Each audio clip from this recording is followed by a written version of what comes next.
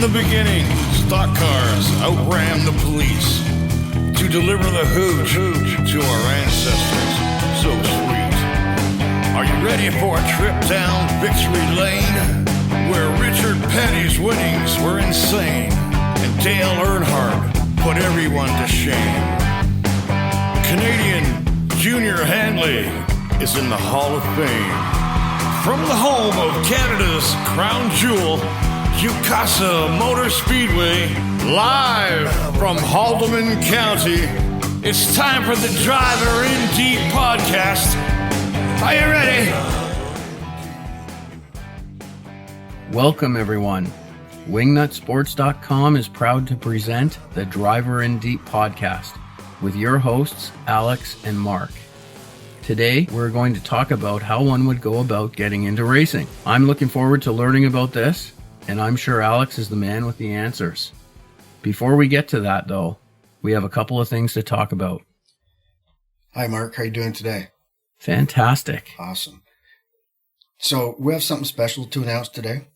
Thanks to our friends at coolcoolers.com, and that's cool with 4 O's, and then coolers, just as it's spelled with 2 O's.com. We're giving away a custom cooler to one of our listeners. The contest runs from February 25th until March 4th at 6 p.m. Eastern Standard Time. The contest is open to anyone 18 years of age or older residing in Canada, excluding Quebec. Hang on a sec. Mark, why don't we love our friends and our listeners from Quebec? Alex, we do love our listeners from Quebec. The RACJ, which is basically the equivalent to the Alcohol and Gaming Commission of Ontario, has very strict rules for contests held in Quebec.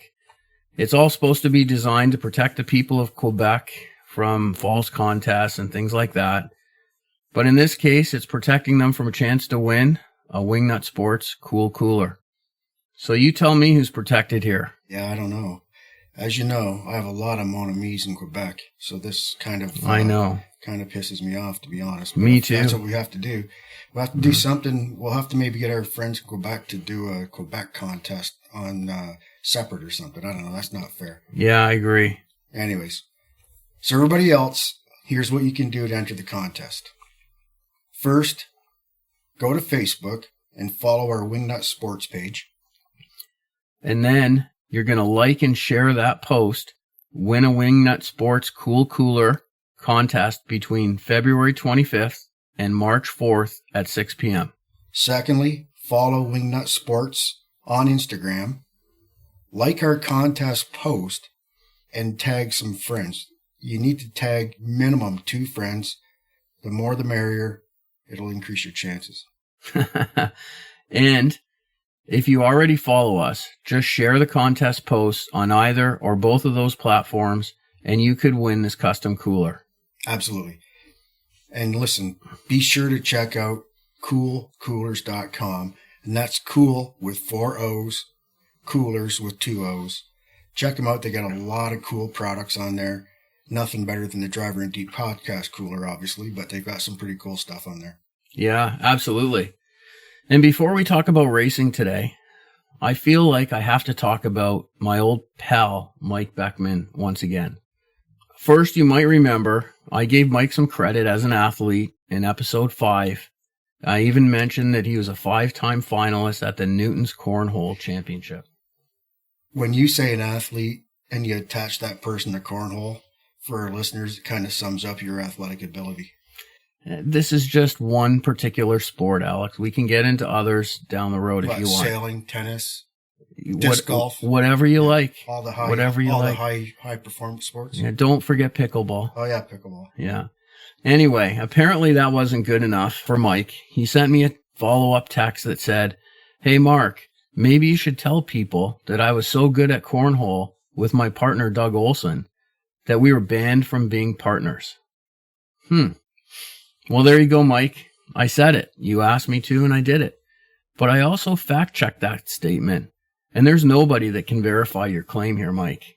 I also talked to my partner and 5-time Newton's Cornhole champion, Jared Burt, who also is a former resident and neighbor of mine from Milton Road in St. Catharines, Ontario. And Jared also had absolutely no memory of this alleged ban that you speak of. All I'm saying here is that without any sort of proof of this ban, Mike, your credibility as a cornhole athlete has now been brought into question, much like your allegiance to your bandwagon hockey team, the Toronto Maple Leafs. And to bring you up to speed here, if you haven't been listening, Mike is what I would call a sports antagonist. Sort of like Alex in the sense that if you don't cheer for the same team that Mike does, he likes to give you a shot whenever he can. Just like, as you all know, Alex does to me. Listen, the only time I give you shots is when you bring it up. Well, there's nothing that ever could even make me want to talk about a Buffalo sports team, but you got to bring it up. You can't just talk about them being a sports team, a hockey team, a football team, or whatever. You have to go on and say they're going to win the cup or the Lombardi or whatever. You start talking stupid, I'm going to chime in. It's simple. Just, we had another conversation earlier today, and I found a new NASCAR Cup driver that I'm cheering for, and I told you the reason why. This is going to be a shocker to people. So yeah, here's a guy, we're on a racing podcast, driver indeed, and now he's going to lay this name on you like he knows what he's talking about. Of course. Well, who did I pick today to win the NASCAR so you do some research, race? You search. Right. Who's got the best chance to win a road course race in NASCAR? And the guy who's won the most in the past 2 years is Chase Elliott. So I don't even know who you're going to say. You're going to say Chase Elliott, right? I am going to say Chase Elliott, but it's much simpler than that, Alex. It's not because of any of the research I did. Look at his car. It's blue and gold. He's number 9. Jack Eichel, Chase Elliott. What else can I say? He's my new man for NASCAR. So way to go, Chase. Keep those colors. Keep that number 9. Like I told you. Yeah. Do you have any idea why he's number 9? No, you don't. It's because of his Hall of Fame father, Bill. Wild Bill from Dawsonville. That's he was right. number 9. Yeah. And I'm going to tell you something. Jack Eichel couldn't hold a candle to Bill or Chase Elliott behind the car. Dawsonville pool hall. Behind the wheel of a car, perhaps. But, anyway, we're not here to talk about that. So lately, I just want to tell you that I've been getting random texts from Mike Beckman. And all they say is AM34. Now, I'm assuming that that's in reference to Austin Matthews, who's number 34 for the Toronto Maple Leafs. And Mike seems to have some kind of love affair with Austin Matthews. Like every hockey fan in North America, or in the world. I mean, Austin does bear an uncanny resemblance to that porn star Ron Jeremy. Yeah, so does cornhole. No, well, I'm just saying, and to be clear, I'm not saying that Ron Jeremy and Austin Matthews are related. But maybe Mike's thinking about switching more than hockey teams here. Well, if he's a cornhole champ, it wouldn't surprise me. So, if you want to see the resemblance for yourself, go check it out on the photo on our Wingnut Sports Facebook page. It's truly uncanny. But the point I'm trying to make here is that Mike's a switcher. He's already switched from being a Montreal Canadiens fan to a Leafs fan. And I'm just wondering how this happens, Alex. I mean, the Leafs haven't won anything in over half a century. And the Canadiens are the all-time winningest team. They don't have to win anything. That's why they're the global team. Well, you would think there's that there's more Leaf fans in this world than any other sport fan in the world. And maybe we'll talk about that on either one of our sister podcasts or another time. But for my point here, the Canadiens have won 24 Stanley Cups. So why aren't you a Canadiens fan? Why would you? But I was never a Canadiens fan. And why would you stop being a fan if you were a fan of Montreal? I mean, they won 24 cups. And when do you make that decision? Probably now, when if you're a Montreal fan or you live in Montreal, you can't win our cooler. So I would switch too. And you know what? Like, did he switch between seasons? Was it in the middle of a season? Like 24 cups aren't enough to challenge you anymore? You're telling the story. I don't know. Like, I'm asking you, though, for that matter. Why are you asking me? I never even met him. But how do we know? Like, how would we know that Mike isn't thinking of switching again? I mean, he's already done it once. And if the Leafs do another belly flop in the first round of the playoffs this year, is he going to find another team? I don't know, Alex. You tell me. What reason would that possibly be for him to switch? He'll probably switch. Yeah. Yeah, no, it sounds like it to me, but hang on. Before, Obviously you don't have the answers here. So I'm going to give my buddy a call here. His name's Scott. We'll see if he's home. Because Scott's a switcher, too. Hello? Scott! Hey, how are you? Hey, buddy. It's Mark and Alex here from wingnutsports.com, and we're in the middle of doing our Driver and Deep podcast. Do you have a minute to chat with us? Yeah, absolutely. Thanks for reaching out to me. No, listen, it's been a while since we've spoken, and you're one of my favorite people, and I'd like to try to bring some clarity to the situation. We've been talking about a buddy of mine. His name's Mike Beckman, and Mike used to be a Montreal Canadiens fan many years ago, and somewhere along the line, he switched to the Toronto Maple Leafs, of course. And, he's been a bit of an antagonist to me. I keep getting these texts that say AM 34 for no apparent reason at any given time. And, we're trying to figure out what would make somebody switch allegiances. In his case, he goes from a team that won 24 Stanley Cups to a team that hasn't won anything in over 50 years. And we're trying to figure out, do you have any idea, Scott? Because I believe he used to be a San Jose Sharks fan. Is that right? That's absolutely correct. Yes. And then, I don't know how long ago did you switch? Why don't you tell us for a minute, just, who's your team now and why you decided to make that change? Right now, I am a diehard Buffalo Sabres fan. Really? And it is an interesting story. So, yes, you're correct. I used to be a San Jose Sharks fan, but not a diehard fan. But if there was two teams playing, I would cheer for San Jose.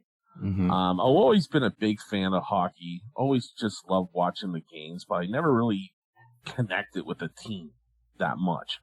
And I believe it was about 8 years ago, I think now, where you and we went to a Buffalo Sabres game. We were in a conference, a weekend conference in Niagara Falls, and we got out early one night, and it was like 4 o'clock, and we were trying to think of something to do, and he said, let's go to a Sabres game. And I remember saying to you, why would we want to go to a Sabres game? And I believe you bought the ticket, which was the only reason why I went. And before you even walk into the arena, the first thing you see is the statues of the French Connection. Right.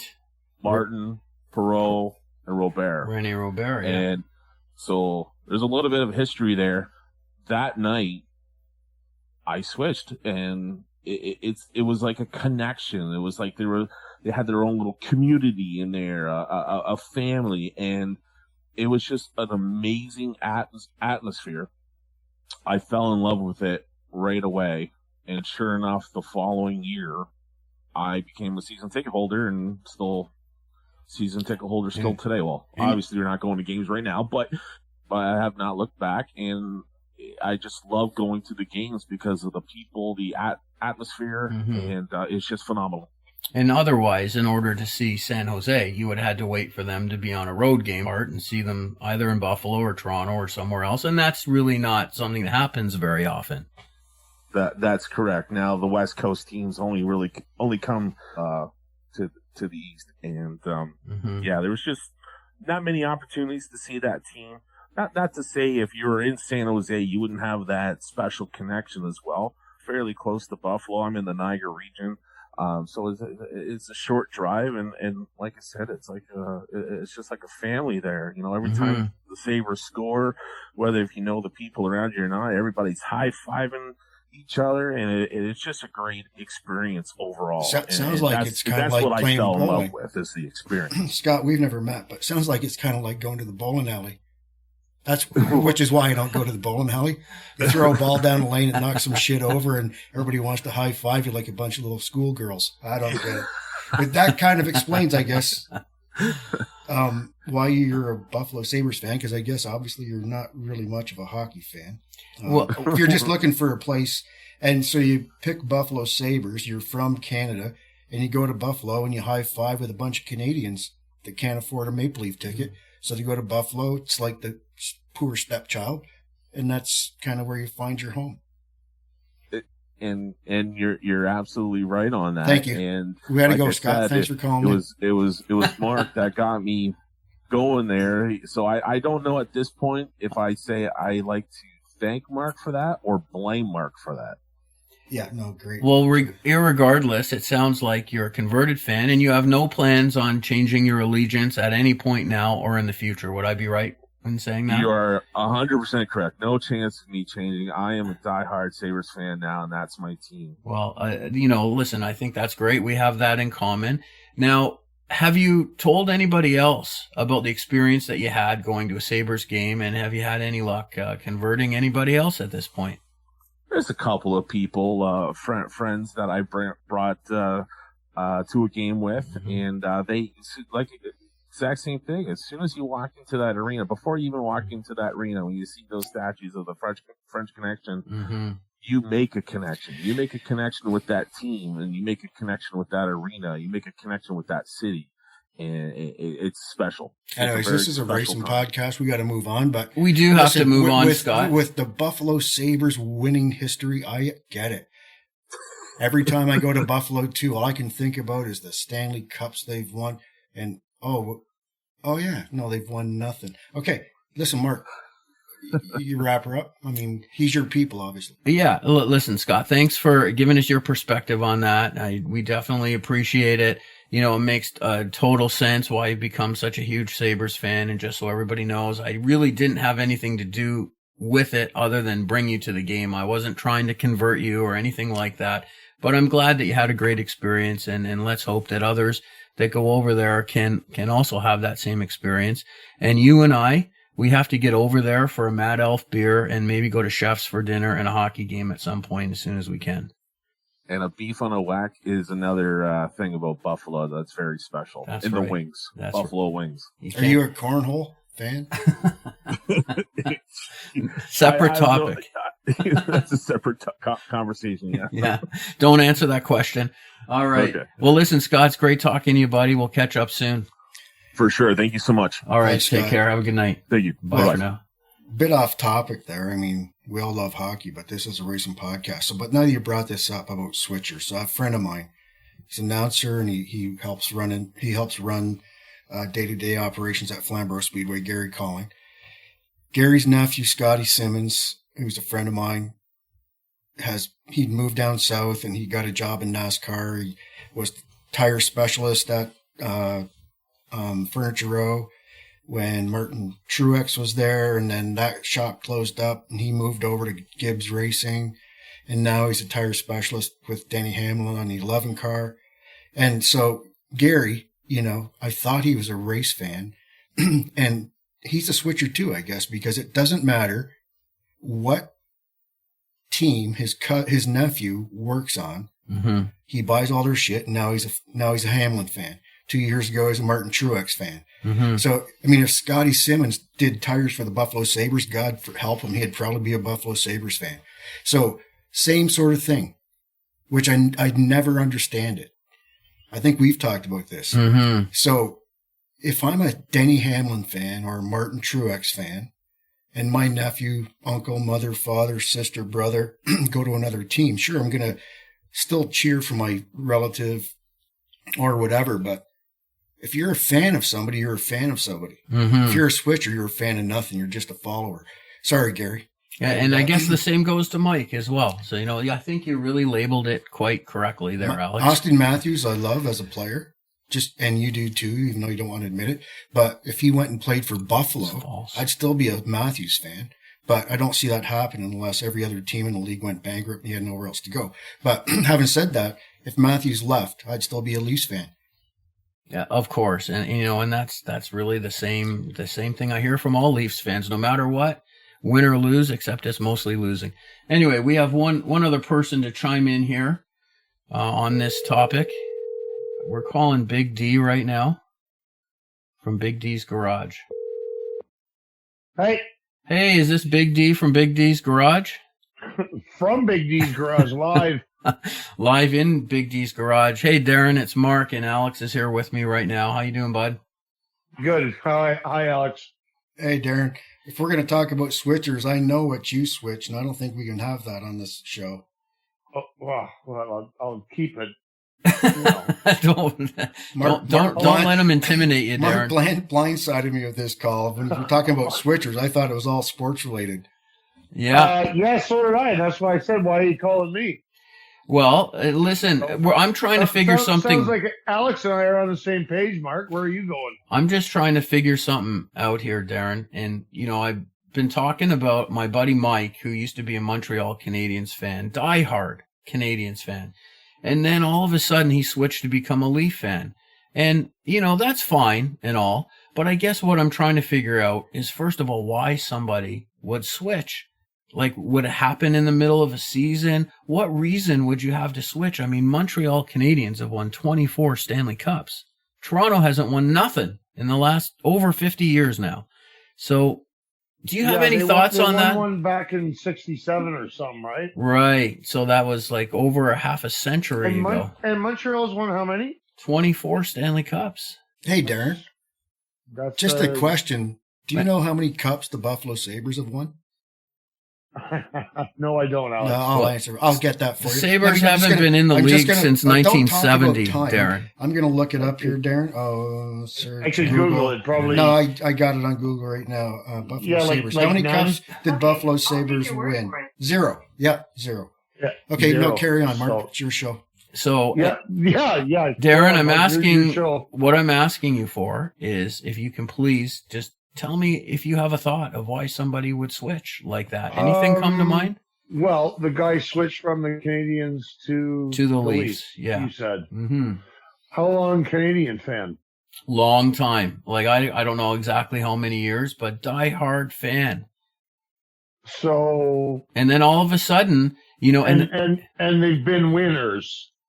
Montreal, yeah, well, 24 times. Historically, Montreal is they're most winners. successful They team. played the Leafs 3 times this year and lost all 3. They're winners. Yeah, listen, it's not. But what did the Leafs win other than a regular season game here?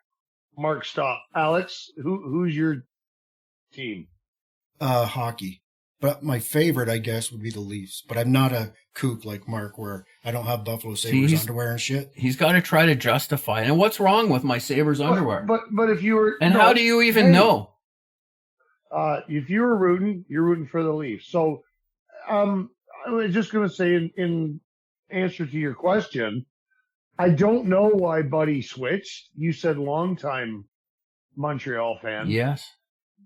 I just thought sports fans were you guys got your teams, mm-hmm. whether it's football, whatever it is. Mm-hmm. Doesn't matter. The sport doesn't matter. You got your players, you got your teams, your stats.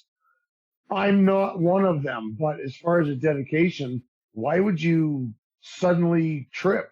I don't know. And switch pages. Yeah. Like, I can't think of any reason, honestly. Well, I have one that comes to mind. Okay, go ahead. That'll make a guy do that. It's not good, but it's a thought. Okay, sure.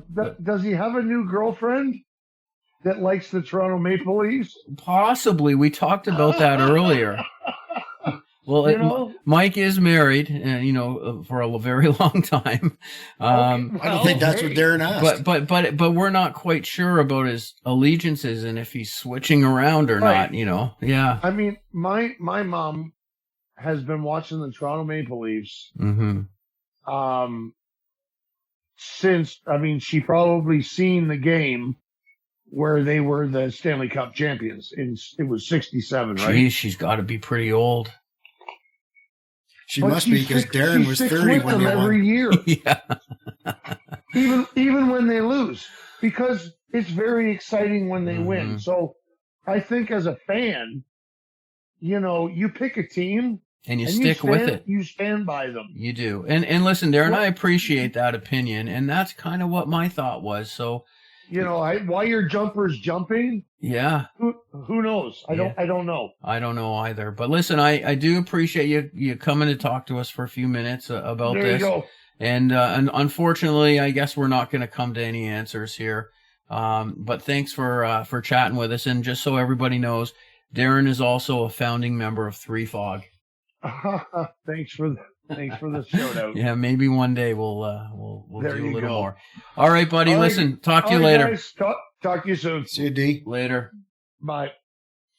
All right. Well, there's two people and two sort of vastly different answers to what they think there, Alex. And I don't think we're going to come to any conclusion where Mike's concerned. But Mike, if you want to give us some more insight, please feel free to keep texting me. And if you want to join the show and give us an explanation, we'd be happy to have you on. All right. So enough of that, Alex. We're going to get to our next segment here, which is about racing. Today, I want to talk about something, or someone who is new to racing. Maybe someone who has a few bucks in the bank, has been to a few races or maybe more, watches them on TV and thinks to themselves, I'd really love to try to give this a shot. So my question to you, Alex, is where should somebody start if they're brand new to the sport? And what is the barrier to entry here in terms of total cost, time, effort, and so on? What do you think? Well, there's no barrier. And I think you mentioned it. If somebody had been to a few races, etc., that's the start. So you need to become a race fan first, in my opinion. And if you are, then if you watch not a couple of races, but travel around, man, no matter where you're at in this country or in North America or anywhere in the world, there's all kinds of races around. You need to take them in. Whether it's motorcycles, cars, boats, whatever. But there's no direct, there's no path that there's no, racing for dummies. You don't just pick up a book and go racing. But first off, you have to have a passion for it. You have to love it, and you have to become a fan. If you become a fan, you'll find a way. Everybody finds a way. There's no barriers. There's always a way to be involved. And if you're not sure how, one thing I always suggest to people is to hang around your local racetrack and try to make a connection with somebody. If you know somebody that works with somebody on a car or a truck or a bike or a boat or whatever, any form of motorsports, if you know somebody that does that, try to get involved. Try to be part of a team. Watch what they do, learn, listen, see how much work it is. It's the greatest sport in the world, man, but it's not for the faint of heart. I've said that before. You have to be you have to be passionate. You have to love it. There's, not going to lie, there's more. It's like being a Buffalo Sabres fan. There's way more lows than highs. So it's a great sport, man, and it's rewarding. The rewards are little, but when they happen, it's incredible. Obviously, whether you're, in car racing, go-karts are a huge starting point for everybody. Here in Ontario, there's go-karts at Maryville Speedway, Sweeken Speedway, mini sprint cars there. There's the Waterloo Regional Kart Association that works out of Flamborough Speedway on Saturdays prior to racing on Saturday night. So there's all different ways, and you have to get involved in the sport in some fashion. You can't just want to be a race car driver and, buy one, rent one, hop in and go race tomorrow. You can, don't get me wrong. You have to start somewhere. But I just always tell people to get involved somehow. Once you get involved, and then there's just that natural growth. You'll find your way. People in this sport are so helpful. So they'll help you find your way from, whether you race a mini stock locally or a super stock, or, to jump into a late model or a dirt modified or something right off the bat, or a sprint car would be a big nut to chew. But there's so many different entry level classes, and it's a little bit different nowadays, like everything else in life, where there's not as many car people per se, people taking stuff apart in the backyard and rebuilding their own or building their own car. There's not as much of that anymore. It's different, and I understand that, but that doesn't stop our sport. You have to find ways, and there's a lot more opportunities at whatever level, from go-karting to mini stocks to super stocks to late models to sprint cars to modifieds, whatever class you want to talk about. There's so many people now that furnish equipment and cars and crews, and mentorship programs out there. So there's so many different ways to get involved. And there's, we could go on and. So other than like buying a car yourself, you could get involved with somebody and maybe like lease a car or become part of a team somehow. Is that? Yeah, no, you can for sure. And like I say, so many different drivers come from a team atmosphere where you've helped somebody. Mm-hmm. And you, like I say, just get familiar with the program, get familiar with the sport, see what it's about, understand the commitment, understand some financial commitment, see how much money your buddy spends on his whatever car or truck he's racing, or bike, like you say, whatever form of motorsports you like. But there definitely is now, listen, motorsports isn't cheap. And that's, I guess if there is a barrier, that can be a little bit of one, but there's so many different ways to get around that now. And like you just mentioned, like I mentioned earlier, Mark, I say that because there's so many opportunities now to get involved without having the outlay to buy all the stuff immediately. There's different ways to do it now. There's a lot of opportunities. Key is to ask around, and people will send you in the right direction. Talk to the people you need to talk to get it going. But one thing I can't stress enough, man, is that people don't shy away from this. It's a great sport. If you happen to be new and you're not a motorsports person per se, like probably every one of our people that we've talked to or about today in this podcast, but I know for a fact a few of those people. We talked about Mike. I haven't met Mike yet, but he's a motorhead, and he loves what we're talking about. So it's there for anybody. Don't ever think you can't be a racer, because you can. Yeah. There's absolutely always a way to become a racer, and I encourage it. It's a great sport. Well, okay, so we talked about go-karts, and I guess I'm thinking in my mind here that go-karts would be sort of like a real entry-level place to start for somebody with very little experience. And, you could go to a go-kart track, and I suppose you could buy a go-kart and get involved in racing. If somebody wanted to do that, Alex, like what does it cost to buy a go-kart? Well, I'm not going to lie. I don't have all the current pricing, but ballpark. A couple here. of grand, you can have a go-kart, and it's like anything else. You can have cheap stuff or less expensive stuff. And I suggest that at the start, no matter what division you're going to race in, you don't have to have the best of everything, because your ability's not going to be able to probably utilize it anyway. Just get your feet wet.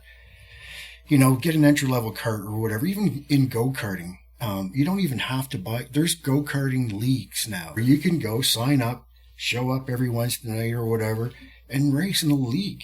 And that's another, we talked about that sort of thing, but that is a great way to get involved in a sport. You compete. There's point systems. You don't have to have a car or truck or a trailer. It's all there, and you pay whatever number of dollars, and it's really quite affordable, and it's great fun. And from that, you never know. I mean, next thing you know, you do well, or you get a bunch of experience turning left and right, or just car control. All that stuff is so important. So, that's just one great way to get involved. Now, is there people that would share a go-kart or a car? Like, is that something that happens? Like, if you want to get in and you want to do some races, but you don't want to bite off that nut for the full experience? Yeah, I've seen that a lot. Whether it's at the go-kart level, a 4-cylinder car at your local bull ring. Some people even do that in the late model or modified division. Not as much at the higher end programs, but I've seen that a ton where people do share rides and share costs. And maybe somebody works nights or they work shifts, so they can't make every Saturday. So buddies will go in. Partnerships are not always great, but it's a great way to start. And somebody will end up with the car when the dust falls and everybody gets pissed off at each other and goes their separate ways. But yeah, that happens a lot too. Well, a couple of our guests that we've had on Driver and Deep, we talked to Joe a couple of weeks ago, and he started on dirt bikes, more or less, right? And Derek Lynch, he started on go-karts for quite some time, and you didn't start at that level. What level did you start at? I started with a V8 car at Flamborough, a street stock, which, you know, at that time was probably about the same total cost as a go-kart, or a competitive go-kart program. So, you know, now that entry-level division would be there's a great entry-level division across this province and across this country in North America now, for the most part, almost everywhere. And there are different names for it, but bone stocks, pure stocks, 4-cylinder cars that are practically stock, you know, no racing wheels, no racing tires, no modifications, scrapyard engines, the bone stock, pure stock, whatever division, you know, it's a lesser than a mini stock. And that is such a great way. If you have a driver's license, or even if you don't, but maybe, you know, you've been exposed to some tractors, lawnmowers, ATVs, motorcycles as a kid, and you've got that desire and you've got some control ability, you can go to a bone stock or a pure stock division, wherever your local racetrack is. That's an incredible way. I love that division. There's so much great racing. It's such a great division because you can learn so much with so little. And then when you're ready, whether it's ability wise or financially, or you've gained some partnerships with people, you can go to a mini stock where it's a 4-cylinder car with, you know, more of a roll cage and better, you know, components, and you're faster, and tires are maybe a little bit better, or maybe to a crate engine V8 super stock, or thunder stock on dirt tracks in Ontario here. And no matter, you know, any racetrack operator I know all over North America, whether it be Florida, Texas, Wisconsin, wherever, New York, there's all these entry-level basically 4-cylinder stock classes. And, you know, even some go-karting, and then do that. I mean, with full-bodied cars, you know, there's so many stepping stones. And I think that it's like anything, you know, once you get involved, it becomes easier. But that, to me, go-karting, bone stocks, pure stocks, all those things where you can get in fairly reasonable. You don't have to do a whole lot of maintenance. There's not a lot of manufacturing or fabricating involved. There's a lot of that use, as you know, with the bone stock, pure stock, or go-karting, all those things. There's people that move on. So there's always that stuff available too, and a lot of good equipment. And, you know, I also have to say, and today, watching the Daytona Road Race, I was really surprised at how young some of these drivers are. I mean, the kid that won today, sorry, what was his name again? Bell. I mean, he looked like he was 21, 22 years old. Yeah. And so he probably started racing at a very young age, I would imagine. Yeah, probably, you know, as quarter midgets is another great way to start racing, but we don't have quarter midgets in Canada. But, Lapsovich family, Caden and Trayton, all those guys, you know, friends of mine and people around Ontario know that family, of course. And they did some quarter midget racing, but they crossed the borders and went to different quarter midget races and got their feet wet that way. So if you want to travel a bit, you can do a quarter midget thing, which is, you know, a little bit sort of like a go-kart. Not exactly, but just so people understand. So there's different ways. And so for Christopher Bell, and you know what? It's like any sport nowadays. I don't care what sport it is. You know, we were talking about hockey earlier. Listen, there's kids now that can do stuff at 10 years old that I couldn't do at 25. Training is amazing these days. Just knowledge and ability and know-how. And, you know, people are just smarter earlier, and they've got access to more knowledge earlier. And that applies to racing just like it does hockey or football or baseball or anything else. Another question I have for you. You've been involved quite a bit in hockey in your life as well. And so you know how expensive hockey can be as a sport for a kid who's involved, you know, especially at the, you know, AA or AAA level, all the travel and hotel costs and so on.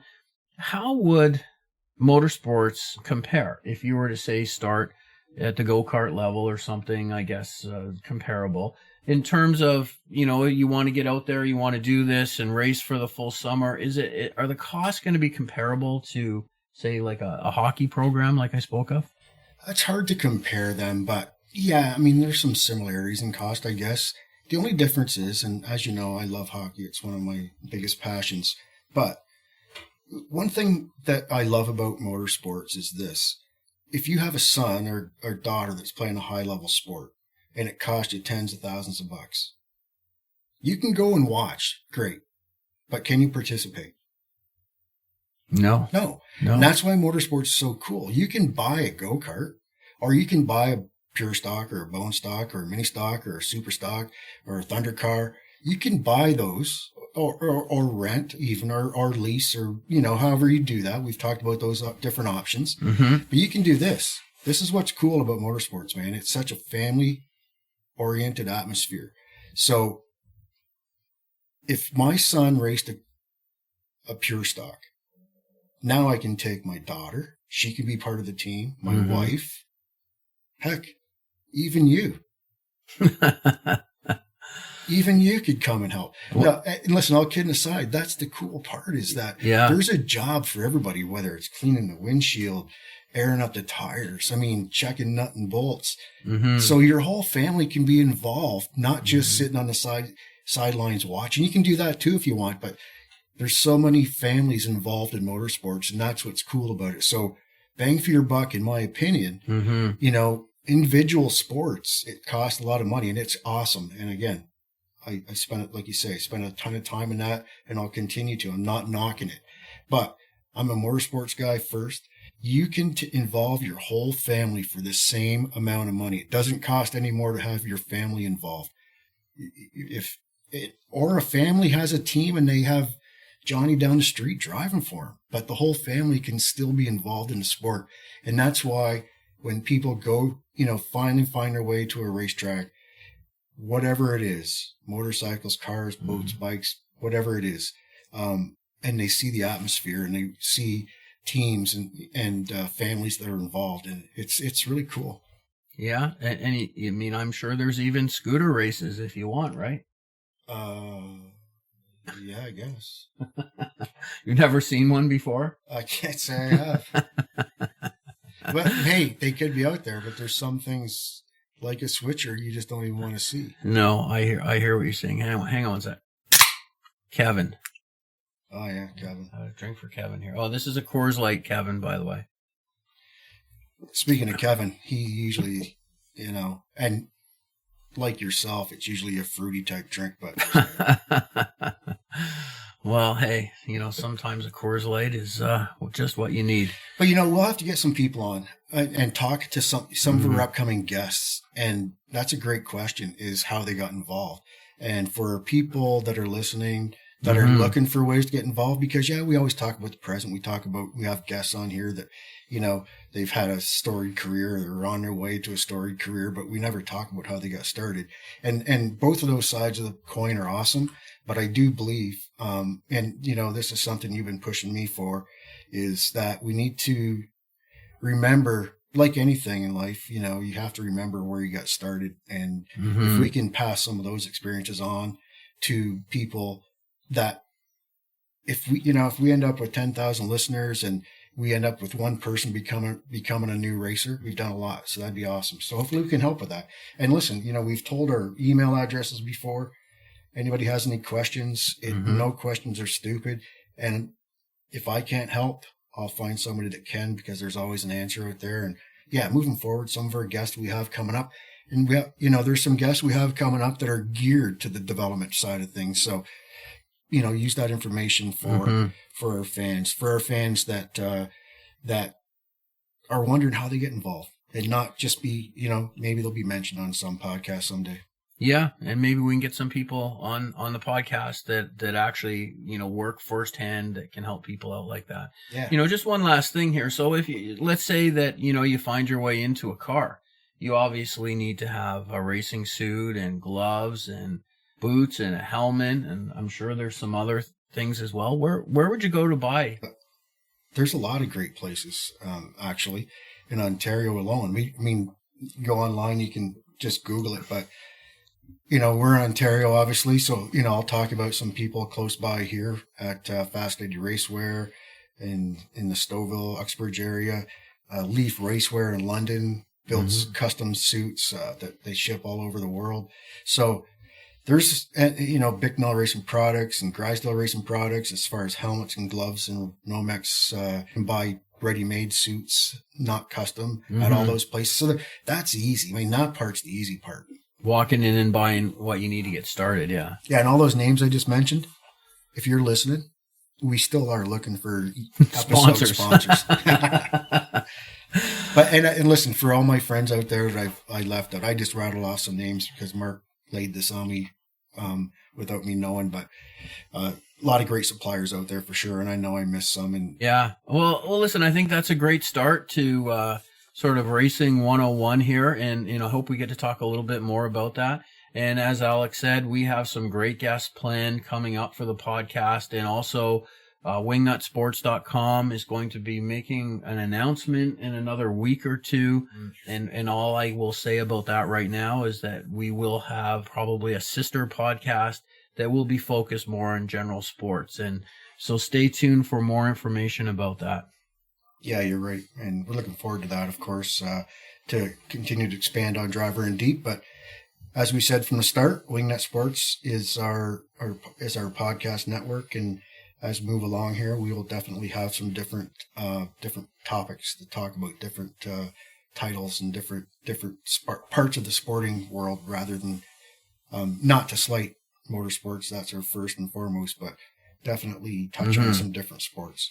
Yeah, and it'll be good to take it onto a different podcast where, we can talk about all of that and not sort of integrate it. We can keep this just racing. So, yeah, we won't have to spend time talking about the Buffalo Sabres. Well, I personally didn't really bring up the Sabres today. It was Scott, but anyway. Yeah, no, of course you didn't. Anyways, all right, Mark, another show has come to an end. How about you tell our listeners, we've gone through this before, don't want to bore our listeners, but tell them how they can support us. Yeah, I'll just do it quickly here. So if you're on Twitter, folks, you can reach Alex at @nags_Alex, or myself at WNS Mark. And on Facebook, just search for Wingnut Sports on our Facebook page.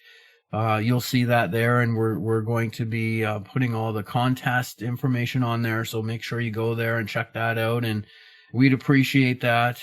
You can reach us by email at wingnutsports@gmail.com. Our website again is wingnutsports.com, and from there you can subscribe on your favorite podcast player. Yeah, if you visit our website at wingnutsports.com, don't forget to check out our show notes. Every episode, we have some show notes there. You'll find links to our content and maybe a surprise here and there.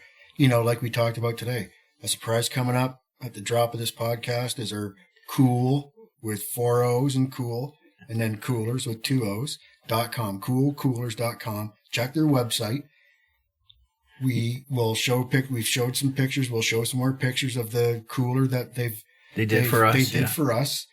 Those guys have a real cool product, no pun intended. And we appreciate them coming on board. Looking forward to awarding that prize to somebody. So as this podcast drops, follow our Instagram page, follow our Facebook page, look for contest details, find out what you got to do to win it. Yeah, looking forward to that one. Yeah, so this has been another episode of the Driver in Deep podcast with your hosts, Mark and Alex. Thank you, everybody. All right, you're clear. Got a slow boat coming up on your inside. All right, you're clear. You're clear on this. It's going to be on the inside of you. All right, you're clear.